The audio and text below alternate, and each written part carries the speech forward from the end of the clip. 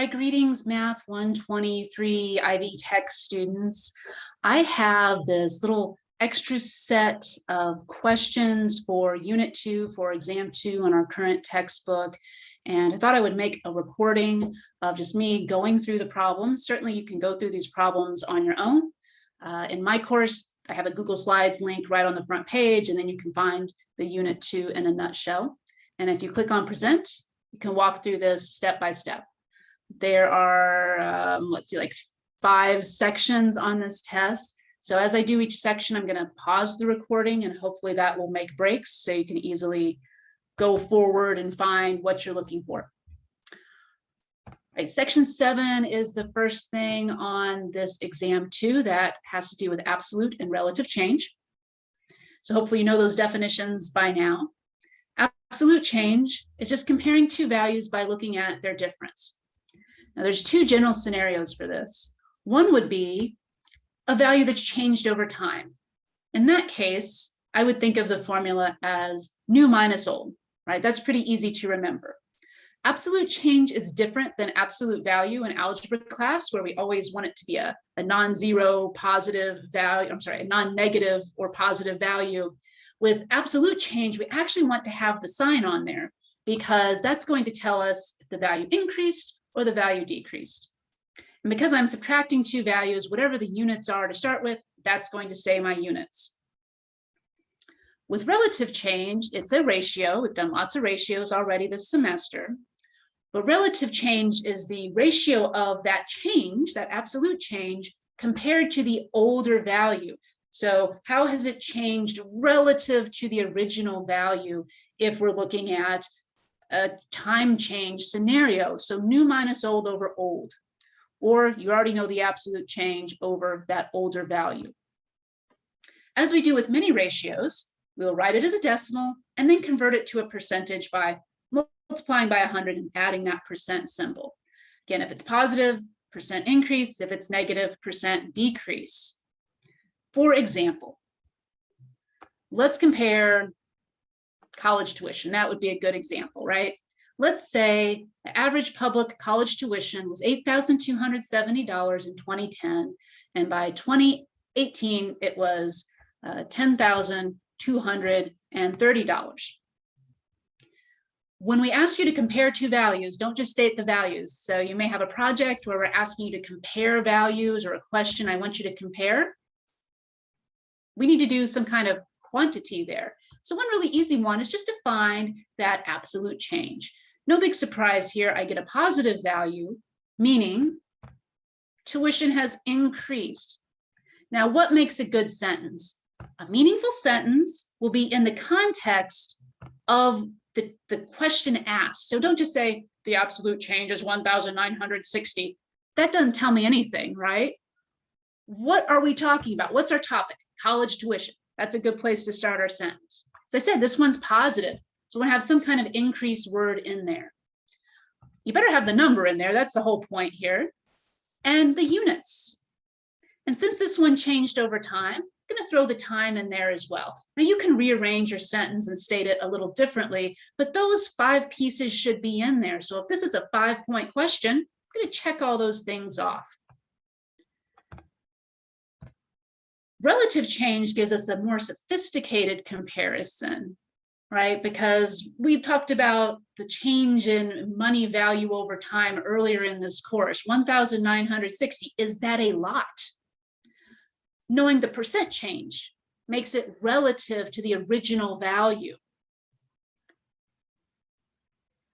So I take the newer value minus the older value, and notice that older value is always my denominator. We're always comparing back to that original. So if you do that calculation, you should get about 0.237. I like to round mine to 3 places because I'm going to convert that to a percent by multiplying by 100%. And again, in my sentence, what's the topic? College tuition. Its positive value has increased.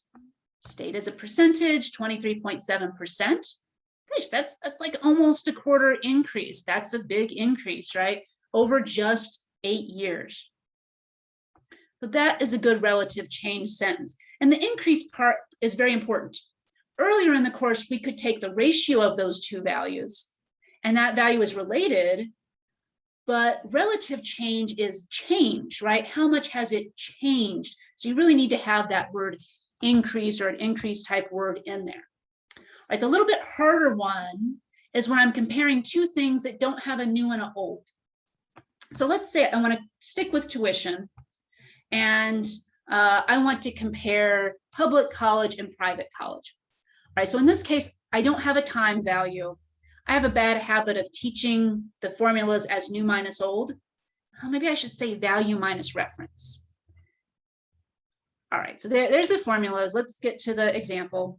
As I said, we're going to look at public tuition, let's say $10,230, compared to private tuition, $35,830. Wow. Now, who should be my reference? Well, if I'm just writing my own sentence with this information, I can do it either way. I can decide. But if we ask you the question, there is a way to figure out who they want to be the reference. So for instance, if we ask you to compare public tuition to private, whoever you're comparing to, they're the reference. I always picture pointing. We're pointing at them. And just like when we did ratios earlier in the semester, first value compared to second value. In our setup, first value first, second value second. So that's an easy way to figure that out. We can still do absolute change. If I do it in the order they are asking here, since private comes second, I get a negative value. What does that mean? Students often will write a sentence with the word decrease, and I'll go, well, but the public value isn't decreasing from the private value, so I would not use decrease here. We're comparing two things. I would use less than here, or some kind of less than statement. Whatever the first thing they say, A to B, whatever that A is, that's the topic of your sentence. So public college tuition, I'm going to throw in the value with its $sign for absolute change. Less than, the word than, that tells us who the reference is. So public tuition is $25,600 less than, pointing at them, the private college. So it may seem a little strange. The reference value is in the second place because that's what we're all pointing to. That's what we're all comparing off of. Same thing for the relative change. Now here the order matters. It's even more important. So the relative change, I can't do new minus old over old anymore. Value minus whatever the reference is compared to the reference. So those second values should always match. Again, I get a negative. I like to go 3 decimal places. So we would state public college tuition, because they're the topic, is 71.4% less than our reference, private colleges. Now, you cannot reverse that statement. Well, can't I just say private 71% more than public? No, you cannot. Why not? Because that would mean if I wanted to compare the other direction, which I'm totally allowed to do, I would have to redo the calculation. And this is going to be a completely different number. This is going to be like 200% more than. So you can't just reverse it in the sentence. And trust me, we're going to be grading these really, really closely. We're going to be analyzing very carefully. Did they do the calculation correctly? And then is their statement correct? These can also make kind of tricky multiple choice questions because they're going to have 71% and 200%. Which one do I need to choose? Got to read carefully. All right, now section 7, part 2. I'm just going to pause for 1 second and then do that. All right, section 7, what I consider part 2. In this section, everything's going to be relative change. And I'm going to give you the relative change. Oh, doesn't that sound easy? No, it's all story problems. So in each story problem, I'm going to give you a percent change. You're going to know it's a percent change because it'll be a percent and it'll talk about increase, decrease, more than, less than. Then I'm going to give you one value. You're going to solve for the missing value. It helps for me if I have an algorithm, a step-by-step process. So each problem will be different, but it will have the same approach. So as I read the story problem, I'm going to look for those key words: increase, decrease, more than, less than, and that percent. And because we're increasing or decreasing, remember that's based off of a base value of 100%. So if I say, you know, that college tuition was 71.4% less than, I don't actually use 71.4%. Why not? It's less than the 100%. I would subtract it off. All right, so we're going to add or subtract from 100 accordingly. I usually figure that out right away before I even look at the story problem. I like to do proportions. I would set that up in a proportion, or you could set it up in an equation. Then I read the rest of the question probably 2 or 3 or 4 times. They give me another value, and I think about, is that the before value? Is that the after value? So I said, I like to do a proportion. So once I have that percent added or subtracted from 100, I put that on one side of my proportion. On the other side, I say, okay, the after the change value goes on top. It's proportional to that after the change value. And the before, or the base value, or the bottom value, right, corresponds to the 100.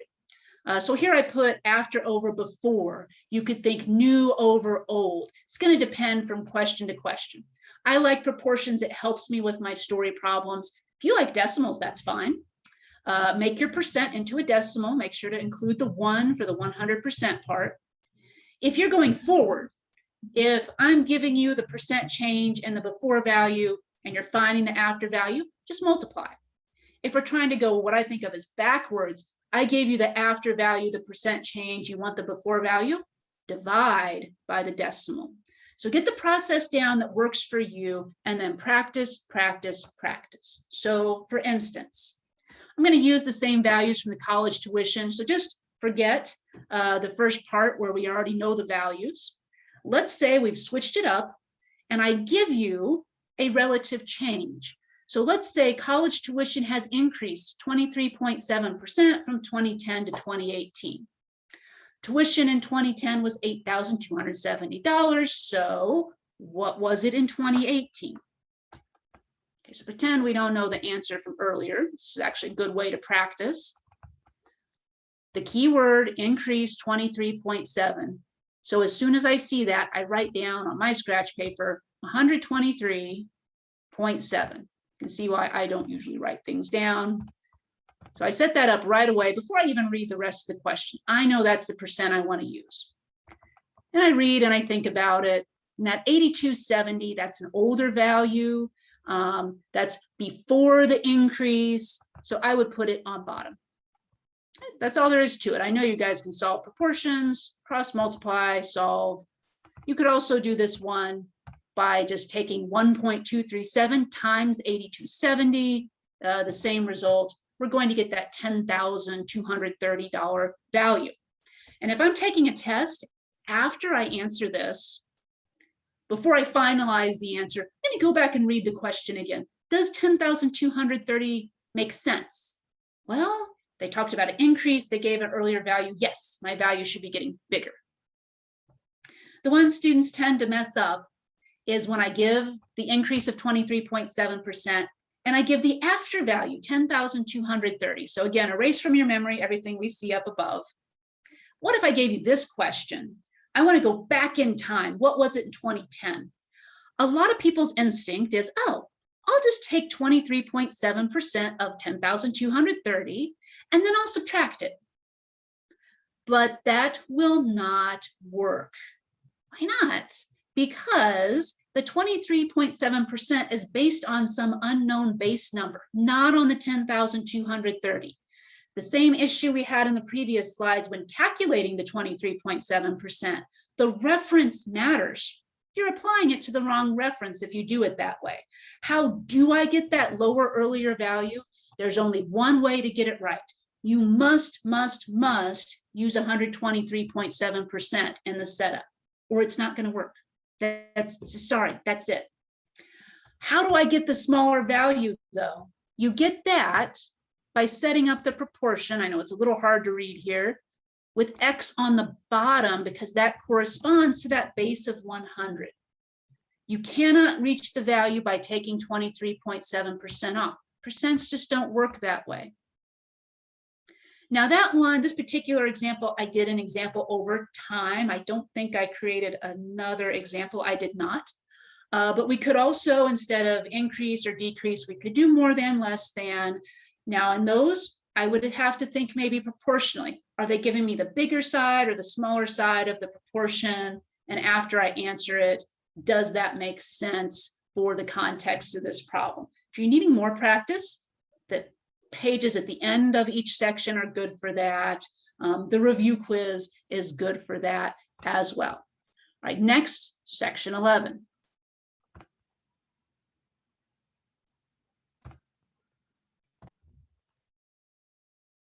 All right, in section 11, we look at linear equations. So this may feel like algebra class a little bit, but don't get too nervous. This is not algebra class. This is quantitative reasoning class. So let's approach it just from a quantitative reasoning standpoint. In a linear model, we have an output amount that we're interested in finding usually. It's based on some unit rate multiplied by some quantity, probably time, plus a starting value. All right, that's a very generic way. Now we're going to keep asking for models. Well, we really are asking for find an equation in y equal mx plus b form. M is going to be a number based on what's given. B is going to be a number based on what's given. X and Y are variables that you may plug in different numbers for after you get your model. So if I ask for a model, I really mean give me an equation. There are two kinds of story problems that we see associated with this. So let's just get into them. I could ask something like this. Let's say the temperature at noon was 15 degrees and it's increasing 2 degrees each hour. Find an equation that models the temperature after any hour after 12. This kind of story problem, they are just giving you M and B. You have to figure out which one's which. So how am I going to know which one's M and which one's B? We also have to think about, is it positive, is it negative? Okay, the slope is also called the unit rate of change. So I'm going to look for rate words, per, each, for every, and also increase, decrease, more than, less than. So it looks like our M, our change, right, is 2 degrees per hour. They're also going to give you a start value, right? We're going to consider our start time. I'm going to say 12 here is noon. Our start value is 15 degrees. So that B value, that y-intercept value, that's a y value, right? So what's the temperature is our interested output here. So pretty straightforward. Y equals 2x plus 15. Right? Does that make sense? You can also test your model out. If I plug some values in, are they making sense for me? So at time 0, temperature is 15. At time 1, temperature is 17. Now where it can get a little tricky, sometimes M is positive, sometimes it's negative, sometimes B is positive, sometimes it's negative. Reading those details, right? I just have to read carefully. So the next example I have, let's say the temperature at noon was 42 degrees and it's decreasing 1 degree each hour. Well, there's a decrease word right there. Otherwise, everything else is pretty similar. So y equals negative 1x plus 42. So 42 was positive, but the slope was negative for this one. I think I have one more here. Let's say we started in negative. Certainly that can happen with temperatures. This is a good example. And it's increasing 3 degrees. So now M is positive, B is negative. It could happen. So really any combination of those. And sometimes it depends on the wording of the question. A lot of our questions have to do with money. Or we have one in the book that was weight. His weight was decreasing. So we'd have to think about, is the output like his current weight, or is it, what exactly are they asking for? Which should be positive, which should be negative? That's a little bit easier one. They give you M and B. And what I didn't do on this page, we could also then plug in various values for X and Y and solve. Okay, a little bit harder, I think. Students tend to struggle when I give 2 values in 2 times. So we're back to public college tuition. We gave 2 values in 2 times earlier and looked at the relative change. Now I would like to create a linear model. Now in this question, they're telling me to create a linear model. So I know that's the type of model that I want. but they're not giving me M. I have to calculate that slope. So slope is defined as change in Y over change in X. What does that mean? Well, Y, remember, is our output. So if there's money involved, that's probably the output I'm interested in. Everyone wants to know about money. Money goes on top. If it's weight loss, weight goes on top. If there's time involved, that's going to be your X. That's going to go on bottom. So I think almost all of our book examples were money over time over and over again. I like how we define it on the formula sheet. Absolute change in Y over absolute change in X. So new minus old is a good idea. Notice this is not the same as relative change. I see people get that mixed up. We want change in dollars over change in years, which also tells us how we could interpret the value that we get for this one. So I calculate the difference in tuition over the change of 8 years, and I get 245. Here's why we call it unit rate of change. Once I divide and make that per one, I can make that interpretation statement that's an increase, because it's positive, of $245 per 1 year. Now I do all that work, that only gives me M. I'm not done yet. I need an M and a B value. Our recommendation, what we're going to do for all our problems in my class, we're just going to use the earlier dollar value for the B value. Put it together, you've got an equation. Now, that $8,270, that's our starting value, but when is our starting time? Not 0. Our starting time is 2010.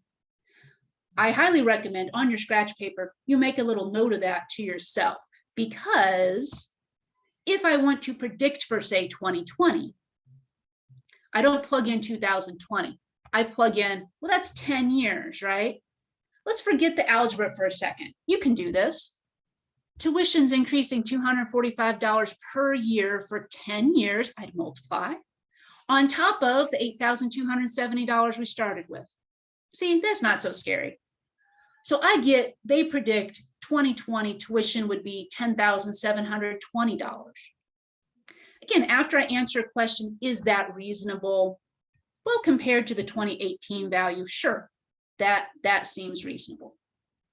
So you need to be able to create your own models, meaning equations, based on story problem information. One thing I did not include here, I could also give you a table of values. So instead of just giving you 2 values, I could give you 4 or 5 values in a table. Same thing though, right? I can look at the change between values. It should be a consistent absolute change in that case, compared to how long it takes to change. All right, next I want to look at trend lines. I'm going to pause and restart here. With linear models, Excel can be used to generate trend lines based on actual data points. This trend line meaning it's a best fit line. And now we're going to give you that trend line and that equation. You're going to interpret things about it. So for instance, public college tuition again. But here, rather than just basing it off of 2 years, I'm basing it over a lot of data, 1972 to 2018. And Excel has generated this equation and this graph for me. And this is in 2018 adjusted dollars as well. All right, so we would give you this. And one thing we would ask is, well, how good is the line in terms of correlation? So the word correlation or correlation, right? What's the relationship between X and Y? Is it relatively linear, perhaps? I would say yes. In other words, the dots are pretty close to the line for the entire graph here. I'm going to say, even without knowing the R-squared number, which Excel can give us, I'm going to say it's good. I would maybe use the word strong here, at least moderate. I would say this one's strong, right? There's a clear linearness to the dots. Oh, we should also say it's positive, just meaning it's going up, it's increasing as we look from left to right. Interpret the slope. All right, well, one big thing I look for in my student sentences, I want the slope of the trend line. You better know what that is. That's our M value right here. So if you're not using the number, then I'm not sure what you're talking about. Sometimes I have students talking about the dots. That's not what we're talking about. I should probably say interpret the slope of the trend line specifically here. Now, don't just say the slope is 180.11. What does it mean? So again, what's our topic? Public tuition again. I just said we have positive correlation. A positive slope means, duh, it's increasing. And what are the units? Well, slope is change in y over change in x. What is my change in y? What is y? It's dollars. So dollars are my units. X, years. Now, again, slope is unit rate of change. So even though this axis is going by tens, there's a dot for every single year. This is per 1 year. This is showing that average increase over that time period. If you want to throw the time period in, that'd be great too. Not as big a deal as having the number and the units and the increase part. Using the model. Now this will vary depending on how it was set up in Excel. So they would like me to use the model, use the equation for the trend line to estimate the value for year 2000. To do that, I will first look very carefully at the x-axis. Is the x-axis actual years or is it years since? So I'll show an example of both in just a second. This one has actual years. I also have this really weird b value. So what's going on here is Excel is dumb. Excel is a computer. It has taken our line and taken it all the way down and started it way back at year 0, which doesn't make sense for tuition, right? But Excel does not know those are years. It just thinks they're numbers. It wants us to plug in the actual year here, 2000.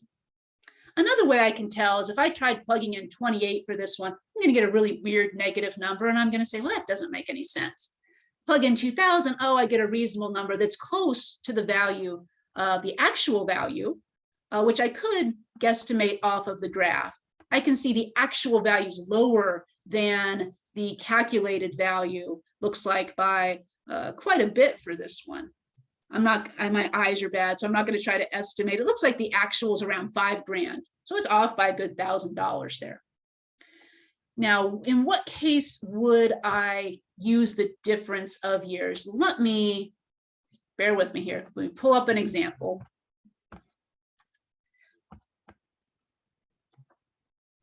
Actually, I'm going to pause and find it here. All right, so here's an example. This is somewhere way in the back of the book if you want to look in the 080 math part of the book. We can see two very similar graphs. I mean, everything looks the same dots, right? Line looks the same, but we do see some differences. So one of these things is not like the other things. So one is, this is years after. This axis starts with 0. This one starts with 1971.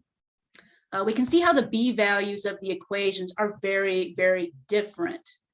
So the one on the left is like the last example I just did. I would plug in the actual years. If I wanted to know for the year 2000, I would literally plug in the year 2000 for x. Whereas on the one on the right, this is years after 1971. So just like the ones that we set up on our own, I would have to do this little extra step and say, oh, that's 29 years.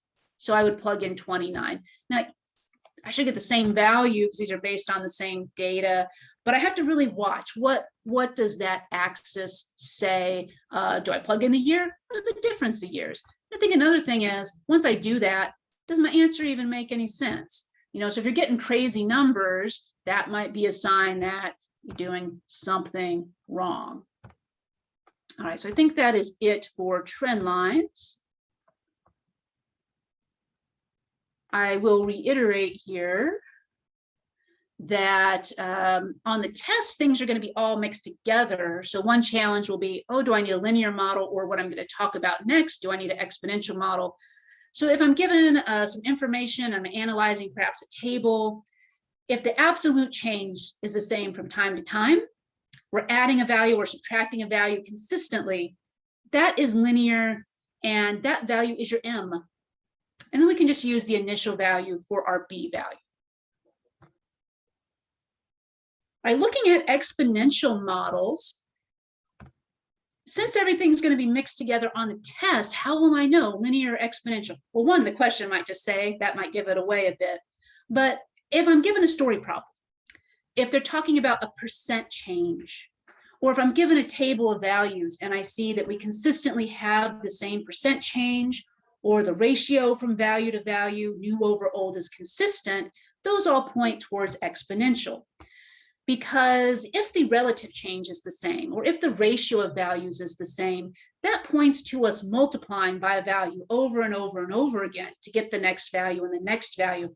Repeated multiplication, use an exponent. Repeated addition, use multiplication, is linear. So you need to be able to analyze data, identify linear or exponential. Exponential model, just like linear model, has two pieces: an initial amount and some kind of rate. If it's growing, we call it a growth factor. And that growth factor can be found one of two ways. If I'm given a relative change, remember that's a percent increase or perhaps a percent decrease. So I would add or subtract that to 100% or 1 if it's in decimal form. I can also find that by taking the ratio of any two consecutive values, any two values right in a row, new over old. Make sure you get the order right, though. And I often only talk about growth, but it could be decay. In that case, we're subtracting, the value will be less than 1.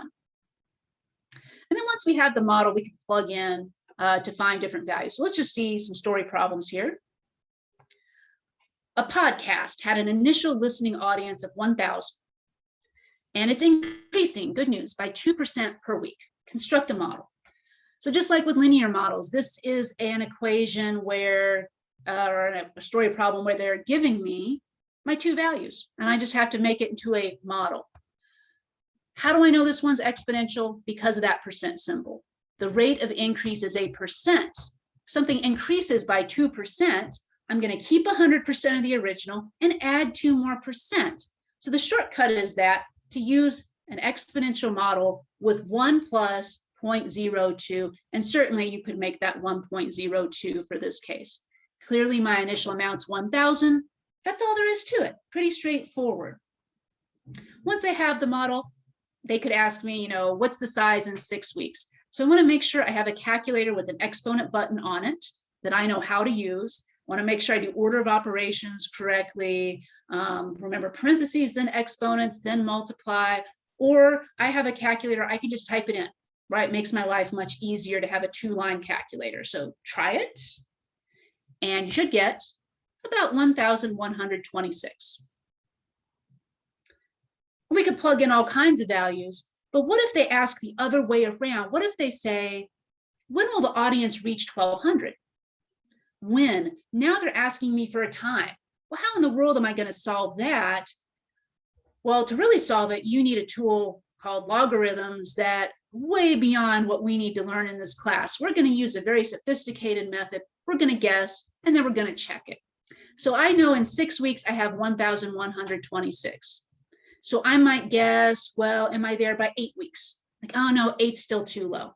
I'm not going to hit 1,200 right on the nose, but I want to keep trying values to see when I surpass 1,200 as close as I can, going over slightly. So for instance, 8, 8's too low, but I'm getting closer. What about 10? Oops. See, calculator's hard for me too. 1,000 times 1.02 to the 10. Oh, that's more than 1,200, but I have to do one more check.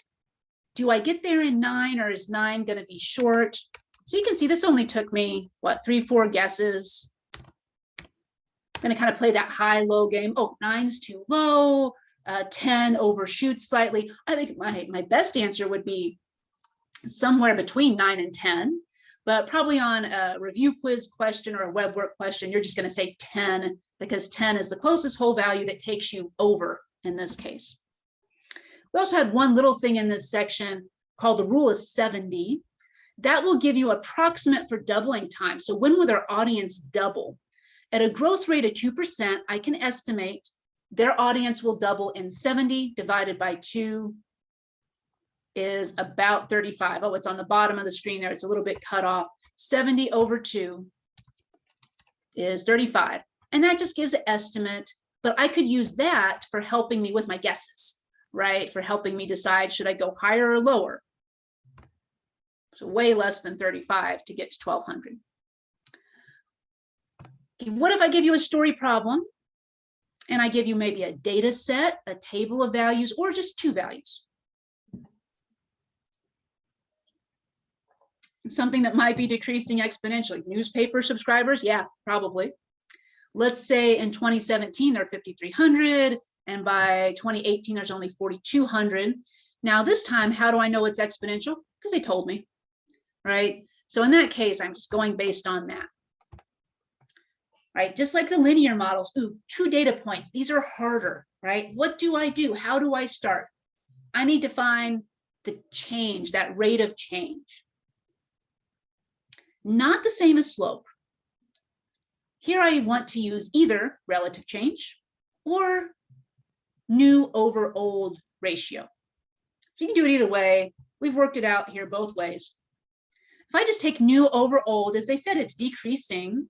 4,200 over 5,300 is 0.792. So I'm getting from one value to the next by multiplying by 0.792. Or do relative change. You're good at that. New minus old over old. Bam. I get a negative value, negative 0.207. I take that off of the 1. There's your 0.792 again. And your preference. Some students like to leave it written, 1 minus 0.207. Some people like to put the 0.792. I'm easygoing, whichever you prefer. What about an initial amount? Well, I would just recommend using that earlier value, in this case, 5,300. And then just like we did with the linear models, make a little note to yourself. The starting time is 2017. So for example, if I asked here, estimate value in 2020, then 2020 minus 2017, I would plug in 3 for T as opposed to 2020, of course. And we could also do, when does it get below 1,000 subscribers? You could use guess and check. So all the same things we did on the other one, just that this one's decreasing instead of increasing.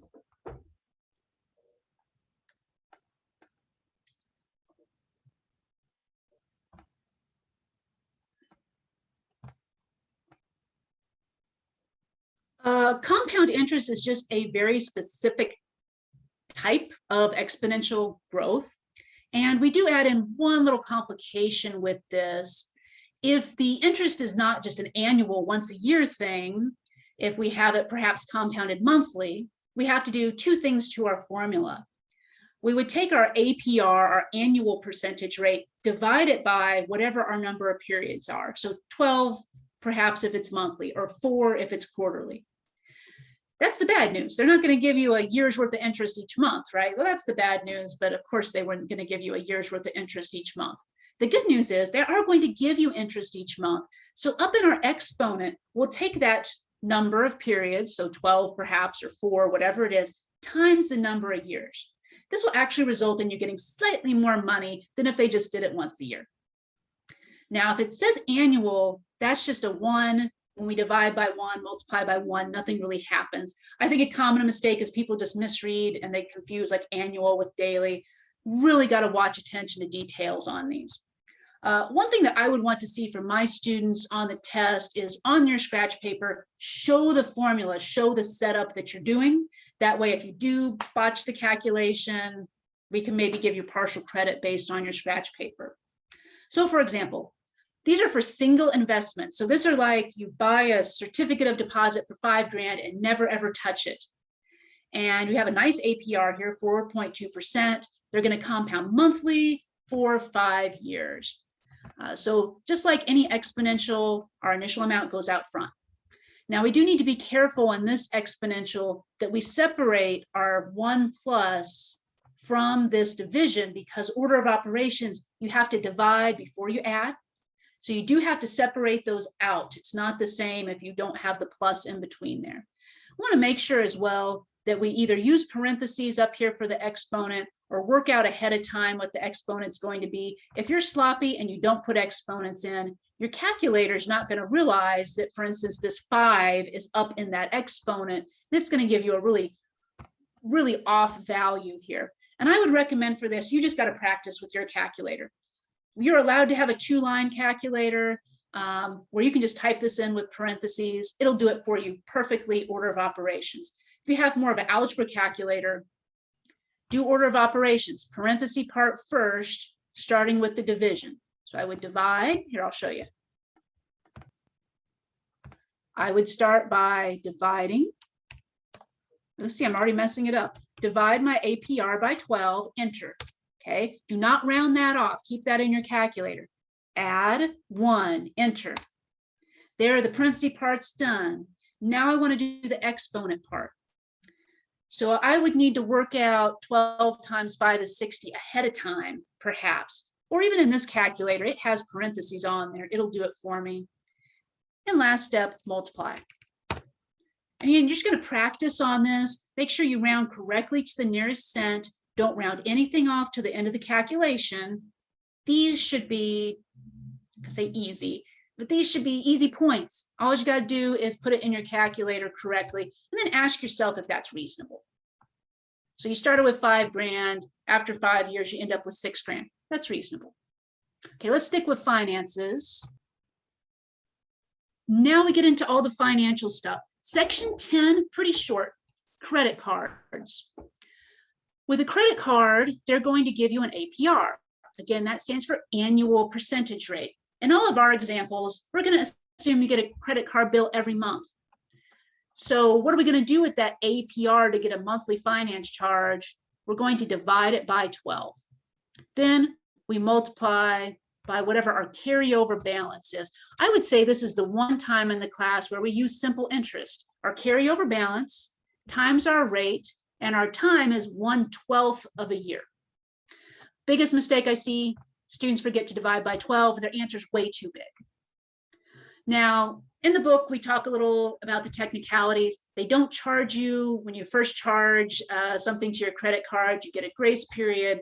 But let's understand, for simplicity's sake, assume it's a carryover balance for my next example.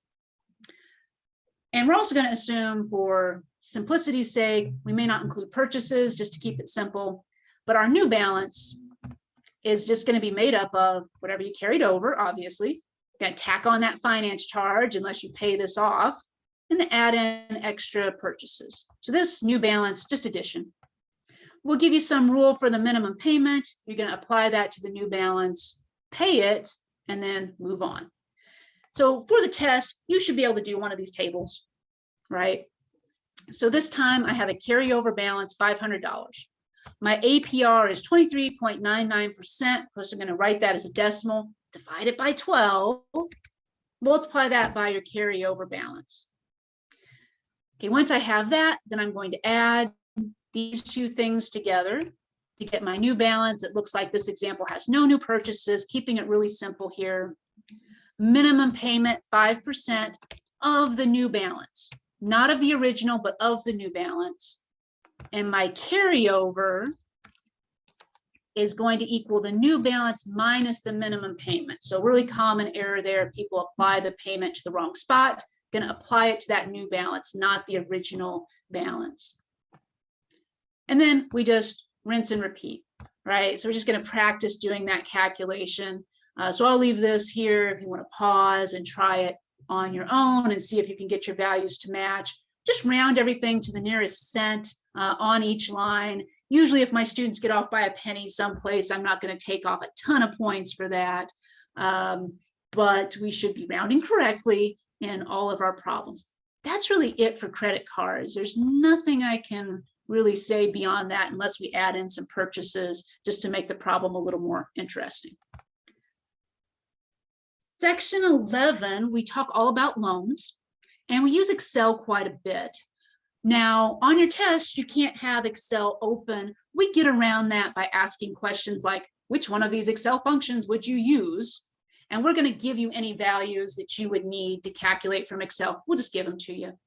Now, for the project, you have to figure out your inputs, all that. That's how we'll grade you on Excel, more on the project than on the test. But we can still do some interesting quantitative reasoning with the values from our loan values here. Two functions, PMT function, That will give you the monthly, if you're working monthly, loan payment based on an amount you borrow. So in the PMT function, you put in the APR, you put in the number of payments, and then in the third spot, you put in how much you're borrowing, and just like it sounds like it would, spits out the payment amount. PV, I think of it as like the sister function, the opposite function, and the PV function, it will give you the loan amount if you put in a payment amount. So its third input is a payment.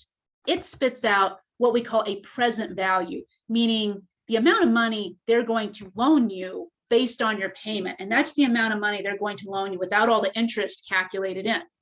So keep that in mind when you're using that function. Again, on the test, we would just have to give you the values that would come from Excel. Mainly, we're going to ask you, what's the total they paid on the loan? Well, you know their payment. These are all what we call amortized loans, meaning you pay that same amount every month for a certain length of time. So all I have to do to find total paid, payment times 12 times years. That's it. That's not that difficult of math, but knowing what to do, right? That's the hard part. Now that value is going to be more than what the loan amount was because they're charging you interest, right? That's how they make money. What's the interest? It's just the difference, total paid minus the loan amount. I don't need the compound interest formula here. It's involved in the background, but that's all been calculated in for us. So just multiplication and subtraction. I put everything monthly here. Hint, there's 2 on the homework where they do weekly, just kind of mess with you a little bit. So how would that change your formulas? Think about that. All right, let's do some quick examples. We got Johnny. Johnny wants to purchase a house, it's $100,000. He has a 20% down payment, okay? 4.25 APR, 20-year loan. What will his payments be? Then how much interest will he pay? What will his payments be? I kind of wish they said use Excel to find out what his payments are, because that's what we're going to do. The real formula to calculate it's total pain. We'll just use Excel. What would I input into Excel? I'd use a PMT function. Now be careful here. He's not borrowing 100 grand, is he? He has a down payment as he should. He's only borrowing 80 grand. So they put a little twist on there. There's a lot of attention to detail in these questions. I'm not great at attention to details either. Slow down, read it a couple times. So I would input that into Excel. It would spit out $495.39. That's not too bad, right? For a house payment. So on a test, we would give you that part, or we would ask you, which function, and we would say, assume you got it right, here's the payment. Remember, Johnny's going to pay that every month. He's doing a 20-year loan. So $495.39 times 12 times 20. He pays them $118,893.60.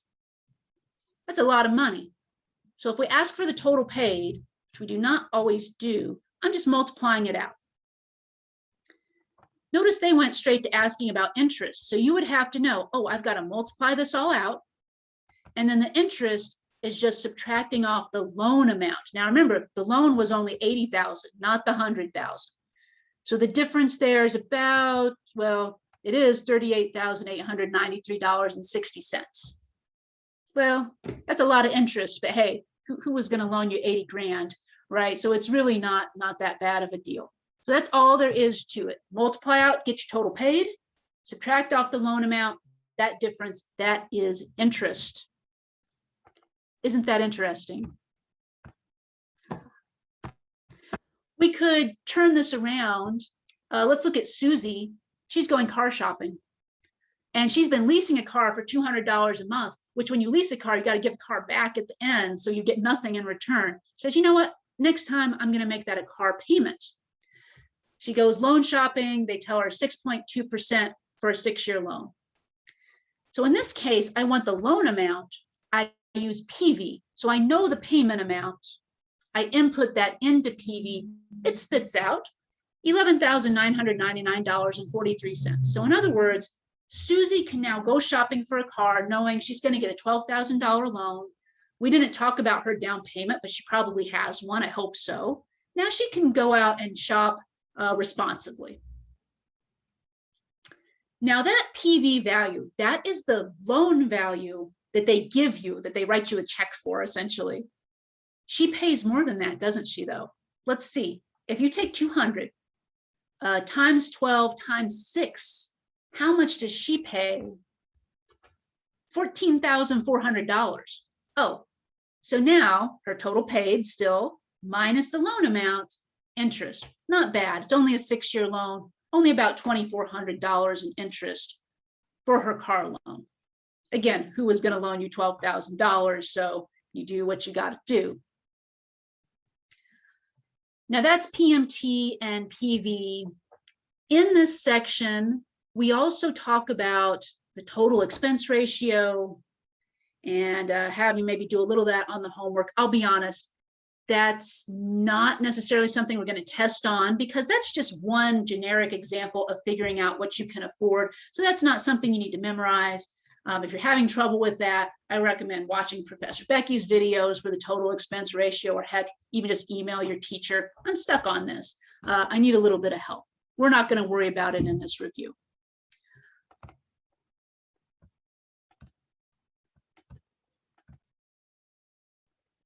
Okay, section 12, very similar. I mean, it could almost go into section 11. We just wanted to spread it out on you a little bit.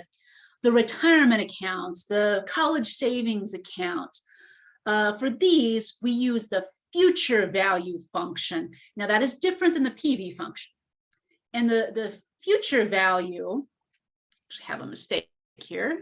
Let me just pause for 1 second. Sorry, it should say there, the future value, the balance on this account, including all the yummy interest that you get from your investment. That's what FV will give us. Very similar, though, to the PMT and PV functions. You need to know which one to use when.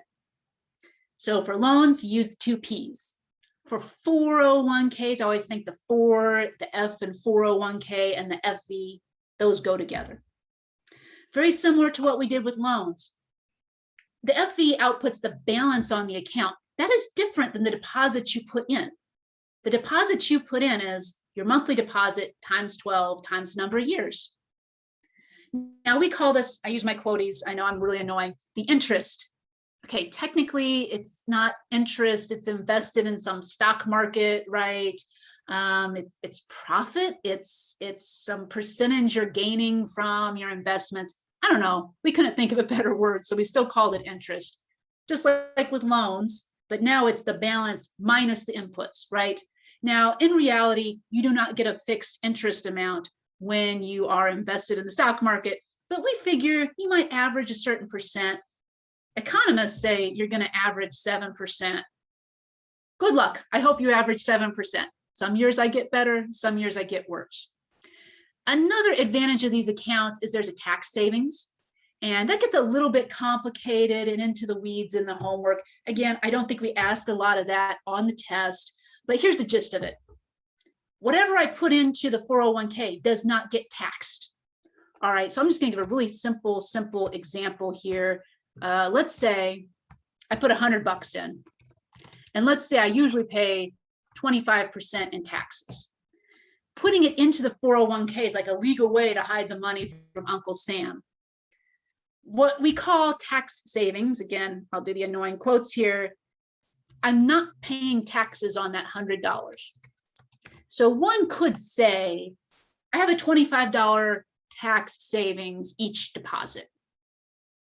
In other words, that money's getting deposited into the stock market in this account instead of going to the government for taxes. That's a good deal for me. Now, there's 2 ways you can look at that. That's your tax savings. And again, that's per each $100 I put in. Or we could also look at it this way. Now, you're still going to lose the $100 out of your paycheck, or will you? Because they're not taxing that $100, you're saving that $25. You have a 25% reduced or $75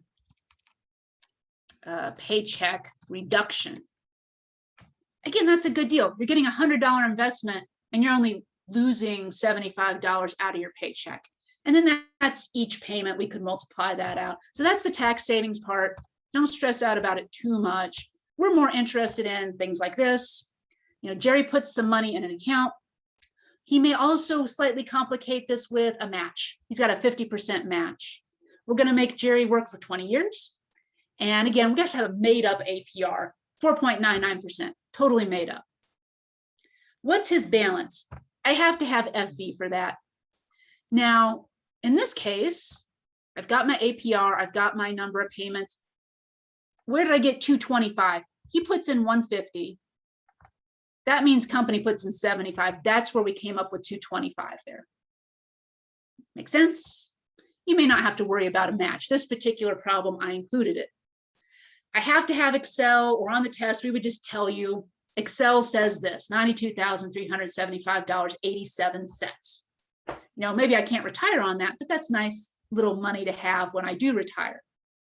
Maybe this is one of Jerry's many retirement accounts. I don't know how responsible Jerry is. Now, some of that money's mine. Some of that money the company put in, but a lot of that money is interest. So how much is profit? Well, how much did Jerry put in? He put in $150 every month for 20 years. He only put in $36,000. So I would call that difference, I would just call that profit, right? Some of that is company money. Some of that is stock market gains. Wow, he basically got $56,000 in some of free money. Good for you. Now, how much of it is it from the stock market gains, what we call interest on the homework? Well, if Jerry put in 36 grand, then the company put in 18 grand. So the difference there, still 36,000 some, is from that stock market return. I'm reticent to call it interest because I know it's not interest, but you guys aren't that picky, I hope. That's it. That's all we really do. So there's a tax savings example. I didn't know I had one on here. Again, whatever he would usually get taxed, he's not getting taxed. So he's saving that money. That's it, sections 7 through 12. Well, that's it, right? There's some pretty hard stuff in here. I'm just hitting the high points from each section in this video. It took me a good hour here. If you need more practice, go back, look at your homework, go back, look at the book pages, watch Professor Becky's videos for the topics you need help on, right? If you understand something, don't study it more. Study smart. Take your practice test. Ask your teacher questions. Study hard. And I hope you guys do great on your test. Good luck.